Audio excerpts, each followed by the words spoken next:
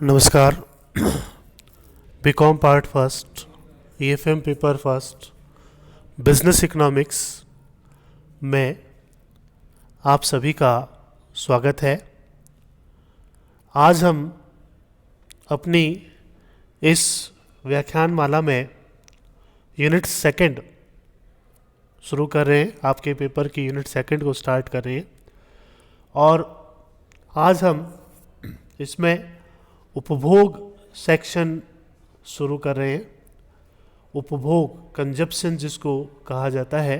Consumption word जो है वह कंज्यूम से बना है और कंज्यूम यानी कि आप किसी चीज़ को इनटेक करते हैं, यूज़ करते हैं, तो उससे किसी न किसी प्रकार का एक सेटिस्फैक्शन मिलता है। उस सेटिस्फैक्शन को हम यूटिलिटी यानी कि उपयोगिता के नाम से जानते हैं। तो इस तरह से आज जो सेक्शन शुरू किया जा रहा है, सेकंड सेक्शन है। तो जैसा कि आपको शुरुआत में बताया था कि अर्थशास्त्र के 5 भाग किए हुए हैं: उत्पादन, उपभोग, विनिमय, वितरण और राजस्व। तो आज हम जो है उपभोग सेक्शन के अंदर आपसे बातचीत करें। एक नई यूनिट के साथ आपके साथ जो है हम उपस्थित हुए हैं। तो आज हम उपयोगिता विश्लेषण, यूटिलिटी एनालिसिस, इस चैप्टर के बारे में पढ़ रहे हैं, जानकारी ले रहे हैं। उपयोगिता विश्लेषण, जैसा कि मैंने अभी थोड़ी देर पहले बताया, इसका संबंध उपभोग से है। उपभोग यानी जब किसी वस्तु का उपयोग किया जाता है तो उससे किसी न किसी प्रकार की संतुष्टि प्राप्त होती है। वह संतुष्टि शारीरिक, मानसिक, किसी भी प्रकार की हो सकती है। उसे हम उपयोगिता के नाम से जानते हैं या पुकारते हैं। अंग्रेजी में यूटिलिटी जो शब्द है वो आपके यूटिल शब्द से लिया हुआ है। यूटिल, इसको एक मापने की इकाई का नाम रखा हुआ है, यूटिल। उस शब्द से उपयोगिता शब्द को लिया हुआ है और इसका अर्थ है कि कोई भी वस्तु जो हमें शारीरिक या मानसिक किसी भी प्रकार की संतुष्टि की पूर्ति करती है तो वह अर्थशास्त्र के दृष्टिकोण से उपयोगी कही जाती है। तो साधारण भाषा में उपयोगिता का अर्थ किसी वस्तु की लाभदायकता से लगाया जाता है, किंतु अर्थशास्त्र में उपयोगिता का अर्थ किसी वस्तु या सेवा में आवश्यकता संतुष्टि करने की शक्ति अथवा क्षमता, कैपेसिटी और पावर ऑफ वांट सेटिस्फाइंग से लगाया जाता है, चाहे वह वस्तु लाभदायक हो अथवा हानिकारक हो। स्पष्ट है कि अर्थशास्त्र में किसी भी वस्तु के उपयोगी अथवा अनुपयोगी होने का संबंध केवल और केवल संतुष्टि है, आवश्यकता की संतुष्टि। तो इस प्रकार से कोई भी वस्तु जो हमारी आवश्यकता की पूर्ति करती है, आवश्यकता को संतुष्ट करती है, तो वह उपयोगी कही जाती है। अब जैसे शराब है, तो शराब सामाजिक दृष्टि से भी सही नहीं है और आर्थिक दृष्टि से भी सही नहीं है। पीने वाले के भी शरीर को काफ़ी नुकसान करती है और हानि पहुंचाती है, लेकिन अर्थशास्त्र की दृष्टि से वह उपयोगी है। क्यों उपयोगी है?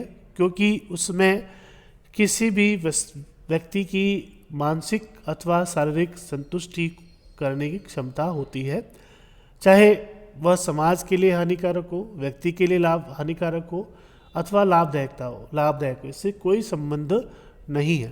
तो उपयोगिता का संबंध जो है केवल और केवल आवश्यकता को संतुष्ट करने की शक्ति से लगाया जाता है। प्रोफेसर एडवर्ड के शब्दों में अर्थशास्त्र में उपयोगिता का अर्थ उस संतुष्टि अथवा आनंद या लाभ से है जो किसी व्यक्ति को धन या संपत्ति के उपयोग से प्राप्त होता है। In economics, utility means the satisfaction or pleasure or benefit derived by a person out of the consumption of wealth और एसेट्स, किसी भी धन या संपत्ति के उपभोग से मिलने वाली संतुष्टि को हम उपयोगिता कहते हैं। प्लेजर वर्ड भी इसमें यूज किया है। प्रोफेसर ई नेविन के अनुसार अर्थशास्त्र में किसी वस्तु को की उपयोगिता है, इसका अर्थ केवल इतना ही है कि कुछ व्यक्ति इसे चाहते हैं, वे इसे क्यों चाहते हैं, इसका अर्थशास्त्र का से कोई संबंध नहीं है। तो प्रोफेसर नेविन ने स्पष्ट कहा है कि किसी वस्तु को हम चाहते हैं, अब क्यों चाहते हैं इसका जवाब हमारे पास नहीं है, अर्थशास्त्र में नहीं है, लेकिन हम चाहते हैं इसलिए वो उपयोगी है, ऐसा समझा जाता है, ऐसा माना जाता है। In economics the expression of commodities conveys the utility means merely that some peoples want it. Why they want it? It is not the concern of economics. ये इकोनॉमिक्स से कंसर्न नहीं है। इसी तरह से प्रोफेसर M.E. थॉमस ने भी बताया है कि यदि कोई वस्तु मनुष्य की किसी भी शारीरिक या मानसिक आवश्यकता की संतुष्टि करती है तो अर्थशास्त्र की दृष्टि से वह वस्तु या सेवा उपयोगी है, चाहे उपभोक्ता पर उस वस्तु के उपभोग का बुरा प्रभाव पड़े और चाहे उसके उपभोग से समाज का अहित हो। तो प्रोफेसर S.E. थॉमस ने बहुत ही क्लियर कट शब्दों में किसी भी वस्तु की उपयोगिता को रेखांकित किया है। So long as an article satisfy man's some desire of body or mind, it possesses utility in economics sense, although this may be harmful in effect on the consumer or in their on others or detrimental to the community generally। तो चाहे वो harmful हो, लेकिन अगर वह want satisfying power उसके अंदर है तो वह वस्तु उपयोगी मानी जाती है या उपयोगी कही जाती है। तो इस प्रकार से स्पष्ट है कि अर्थशास्त्र में किसी भी वस्तु का उपयोगी होना, अगर उसमें वांट सेटिस्फाइंग पावर है तो वह वस्तु जो है वो उपयोगी है, अर्थशास्त्र की दृष्टि से वह उपयोगी है। तो इस तरह से उपयोगिता का संबंध दोबारा समझिए कि उपयोगिता किसी भी वस्तु को कंज्यूम करते हैं, कंजप्शन से बना हुआ शब्द है, ये कंजप्शन सेक्शन में है। किसी भी वस्तु को जब हम कंज्यूम करते हैं, उपभोग करते हैं, काम में लेते हैं, तो उससे किसी न किसी प्रकार की उपयोगिता हमें मिलती है और वह उपयोगिता जो है उसका रूप संतुष्टि है। संतुष्टि हमें मिलती है तो वह वस्तु उपयोगी है, अगर हमें संतुष्टि नहीं मिलती है तो वह वस्तु जो है उपयोगी नहीं है, ऐसा समझा जाता है, ऐसा माना जाता है। नेक्स्ट में उपयोगिता की विशेषताएं। उपयोगिता की विभिन्न अर्थशास्त्रियों एवं विद्वानों द्वारा दी गई परिभाषाओं के आधार पर उपयोगिता में निम्नलिखित विशेषताएं देखी जाती है। Characteristics of utility. निम्न विशेषताएं, यह एक मनोवैज्ञानिक धारणा है। It is a psychological concept. उपयोगिता का संबंध मनोविज्ञान से है। आप उसको शब्दों में, संख्या में किसी प्रकार से बांध नहीं सकते हैं। ये एक अंदर का भाव है जो आपको महसूस होता है, केवल अनुभव किया जाता है, इसे केवल आप महसूस करते हैं। इसको आप किसी भी रूप से ना तो छू सकते हैं और ना देख सकते हैं, केवल महसूस कर सकते हैं। ये एक मनोवैज्ञानिक धारणा है। It is a psychological concept, absolutely psychological concept. Second है, उपयोगिता सापेक्षिक होती है। Utility is a relative term. उपयोगिता हमेशा सापेक्षिक होती है। उपयोगिता एक सापेक्षिक शब्द है, रिलेटिव वर्ड है, क्योंकि यह समय, स्थान, व्यक्ति के साथ साथ बदलती रहती है। Because it's differ person to person, position, situation and the importance and place. उदाहरणार्थ, चाय पीने वाले व्यक्ति के लिए चाय उपयोगी है, परंतु चाय न पीने वाले व्यक्ति के लिए इसका कोई महत्व नहीं है। तो पर्सन टू पर्सन डिपेंड करता है कि उसको यूटिलिटी मिल रही है या नहीं मिल रही है, कितनी मिल रही है, ये भी पर्सन टू पर्सन डिफर करता है। नेक्स्ट है, उपयोगिता वस्तुगत न होकर भावनात्मक होती है। Utility is not a physical but economical, emotional, भावनात्मक होती है। जैसा कि ऊपर वाले एग्जाम्पल में आपको बताया गया था कि भी चाय नहीं पीने वाले व्यक्ति के लिए चाय उपयोगी नहीं है और चाय पीने वाले व्यक्ति के लिए चाय उपयोगी है। उसी प्रकार से अगर कोई व्यक्ति भूखा है तो उसके लिए रोटी बहुत ही महत्वपूर्ण है, परंतु अगर उसका पेट भर गया तो वो रोटी जो भूखा व्यक्ति खा रहा था वह भी उसके लिए अनुपयोगी हो जाती, क्योंकि उसका पेट भर चुका है और वो भावनात्मक रूप से संतुष्ट हो चुका है।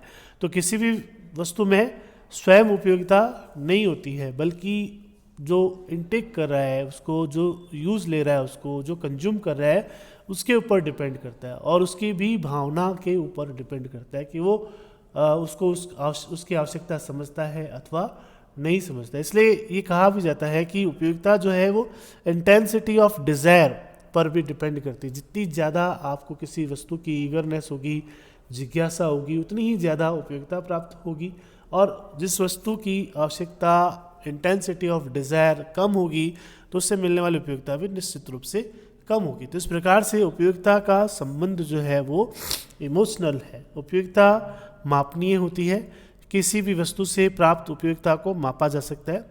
इसका मुद्रा रूपी पैमाना ही माप होता है। एक व्यक्ति किसी वस्तु के लिए जितनी मुद्रा व्यय करने के लिए तैयार होता है वही उस वस्तु की उपयोगिता का माप है। इस प्रकार वस्तु के उपभोग के लिए उपभोक्ता द्वारा किया गया त्याग ही उपयोगिता का माप है। तो यूटिलिटी इज मेजरेबल। तो एक बड़ा प्रश्न है कि क्या यूटिलिटी को मापा जा सकता है। साधारणतया यूटिलिटी को मापना बड़ा ही कठिन काम है, क्योंकि एक भावनात्मक विचार है, लेकिन फिर भी अर्थशास्त्रियों का ये कहना है कि आप किसी भी वस्तु का मूल्य उतना ही देना चाहेंगे जितनी इसमें उपयोगिता है। अगर आप किसी पेन की दुकान पे जाते हैं और पेन खरीदने के लिए खड़े होते हैं, तो अगर जाते ही आप कहते हैं कि हमें पेन चाहिए और वो पेन दिखाना शुरू करता है और आप कीमत पूछते हैं तो कहता है कि 50 रुपये। दुकानदार ये बोलता है कि 50 रुपये का ये पेन है। तो आप उस 50 रुपये को आप मेंटली जज करते हैं कि क्या वास्तव में ये पेन 50 रुपये का है। अगर आपको लगता है कि ये पेन 50 का नहीं बल्कि 10 रुपये का है तो आप उसके 10 रुपये से ज़्यादा देना पसंद नहीं करते हैं, अर्थात उसके अंदर 10 रुपये के बराबर उपयोगिता निहित है। यही उपयोगिता का माप है। नेक्स्ट है, उपयोगिता वस्तुगत ना होकर व्यक्तिगत होती है। Utility is subjective not objective. वस्तुतः उपयोगिता का अनुभव या भाव व्यक्ति में निहित है। वह उस वस्तु में निहित नहीं होता है जिसके द्वारा व्यक्ति उसका अनुभव करता है। किसी वस्तु से व्यक्ति को कितनी उपयोगिता मिलेगी यह उस वस्तु की इच्छा की तीव्रता, रुचि, आदत आदि पर निर्भर करता है। जैसे सुहागन स्त्री के लिए सिंदूर इम्पॉर्टेंट होता है, लेकिन विधवा स्त्री के लिए इसका कोई महत्व नहीं होता। उपयोगिता वस्तु की मात्रा पर निर्भर करती है। Utility depends on the quantity of commodity. उपयोगिता वस्तु की मात्रा पर निर्भर करती है। किसी भी वस्तु की जितनी अधिक मात्रा का उपभोग उपभोक्ता द्वारा किया जाता है वैसे वैसे उसकी अगली इकाई के प्रति उपयोगिता घटती जाती है और अधिक मात्रा का उपयोग किया जाता है तो एक बिंदु के पश्चात उपयोगिता ऋणात्मक भी हो जाती है। उपयोगिता वस्तु को खरीदने के लिए प्रेरित करती है। Utility induced to buy a commodity, यानी कि उपयोगिता जो है किसी भी वस्तु को खरीदने के लिए हमें बाध्य करती है, हमें किसी वस्तु के प्रति अट्रैक्ट करती है या हमें उस वस्तु को खरीदने के लिए मजबूर करती है, उस वस्तु को खरीदने के लिए हमें पे करने के लिए मजबूर करती है, क्योंकि उसकी जो संतुष्टि की जो क्षमता है, संतुष्ट करने की क्षमता है, वो वस्तु की जो है कीमत तय करती है।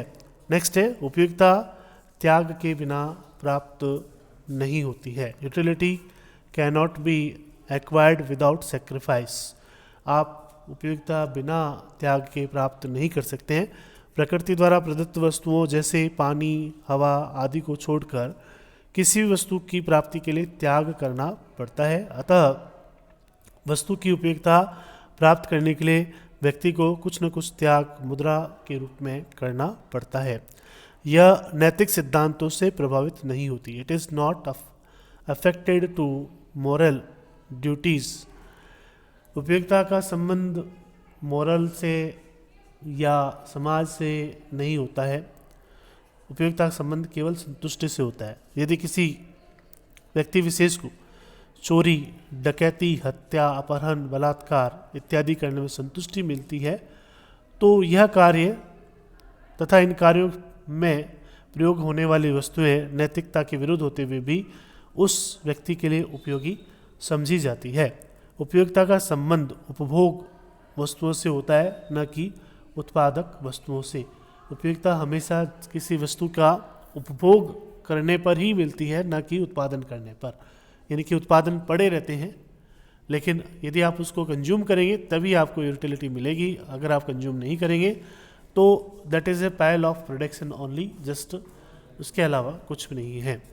नेक्स्ट है उपयोगिता और संतुष्टि में अंतर होता है। उपयोगिता और संतुष्टि दोनों शब्द डिफर हैं। इनको डिटेल से आपको समझाया जाएगा, जिसमें उपयोगिता किसी वस्तु को उपभोग करने से पहले तय होने वाली चीज़ है। संतुष्टि किसी वस्तु को उपभोग करने के बाद मिलने वाली चीज़ है। यानी कि आप सोचते हैं कि अमुक वस्तु मेरे लिए उपयोगी है और जब आप उसको कंज्यूम करते हो तो आपको पता लगता है कि ये तो बिल्कुल बेकार थी।